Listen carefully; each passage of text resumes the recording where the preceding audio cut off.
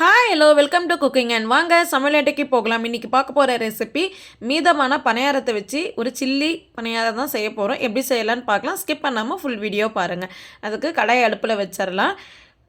கடாயி heat ஆகிட்டுருக்கு. Oil ஊற்றிக்கலாம். Oil heat ஆகிடுச்சு. கடுகு, கடலைப்பருப்பு, உளுத்தம்பருப்பு போட்டுக்கலாம். பெரிய வெங்காயம் சாப் பண்ணது 2 ஆட் பண்ணிக்கலாம். சின்ன சின்னதாக ஆட் பண்ணியிருக்கேன். தக்காளி 1 ஆட் பண்ணிக்கலாம். கருவேப்பிலை சிறிதளவு ஆட் பண்ணிக்கலாம். ஆட் பண்ணி நல்லா வதக்கி விட்டுக்கலாம்.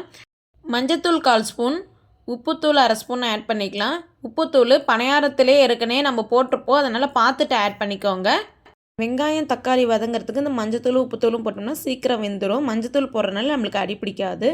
மிளகாத்தூள் 1/2 ஸ்பூன் ஆட் பண்ணிக்கலாம். மல்லித்தூள் 1/2 ஸ்பூன் ஆட் பண்ணிக்கலாம். கொத்தமல்லி தூள், சிக்கன் மசாலா 1 ஸ்பூன் ஆட் பண்ணிக்கலாம். நீங்கள் எந்த பிராண்ட் வேணால் யூஸ் பண்ணிக்கோங்க. இப்போ மஞ்சத்தூள், மிளகாத்தூள், உப்புத்தூள், சிக்கன் மசாலா, கொத்தமல்லி தூள் ஆட் பண்ணி அது வெந்துட்டுருக்கு. பச்சை வாசனை போகட்டும். அதுக்குள்ளே நம்ம பணியாரத்தை இந்த மாதிரி கட் பண்ணி எடுத்துக்கலாம்.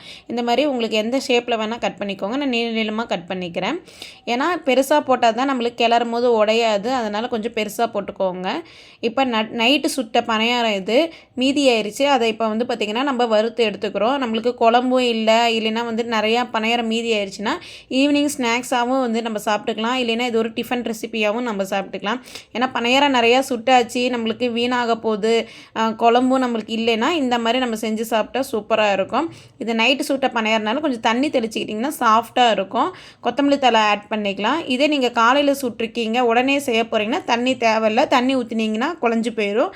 அதனால் நைட்டு சுட்டது இல்லைன்னா சுட்டு ரொம்ப நேரம் ஆயிடுச்சு, பகலில் சுட்டு நைட்டு தாளிக்கிறீங்கன்னா தண்ணி தெளிச்சிக்கலாம். இந்த மாதிரி ட்ரை பண்ணி பார்த்துட்டு கமெண்ட் சொல்லுங்கள். தேங்க்யூ.